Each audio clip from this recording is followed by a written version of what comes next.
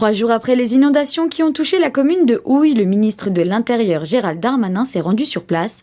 Il a échangé avec les forces de secours mobilisées ce jour-là. On a répondu présent, on a fait des sauvetages, on a aidé les gens. On a fait au mieux qu'on a pu. Et on a répondu à l'appel des habitants de Houille. Toute la commune a été touchée par les inondations. La mairie, les commerçants et les riverains demandent maintenant la reconnaissance de l'état de catastrophe naturelle. Mardi, donc la réunion de la commission se fait. Il y a plusieurs ministères autour de la table. Évidemment le ministère de l'Intérieur, mais d'autres ministères concernés comme celui de la transition écologique, enfin bref, l'agriculture bien sûr. Et sur des dossiers, sur des critères qui sont bien établis, nous décrétons par un décret que je proposerai au Premier ministre et au Président de la République l'état de catastrophe naturelle.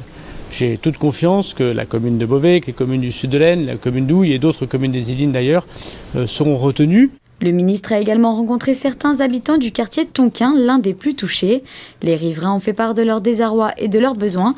Gérald Darmanin était accompagné de la députée du territoire. Je pense que c'était important que le ministre vienne voir l'étendue des dégâts, vienne saluer aussi les forces qui étaient intervenues parce qu'elles ont fait à peu près 500 interventions. Il y a une dame dont la vie a pu être sauvée. La protection civile a beaucoup aidé aussi au pompage des maisons. Et puis malgré tout, je crois que les habitants ont été très traumatisés par cet événement et c'est toujours bien que le politique vienne à leur rencontre pour les écouter et pour aussi prendre conscience que c'est pas seulement du matériel, c'est aussi beaucoup d'émotions.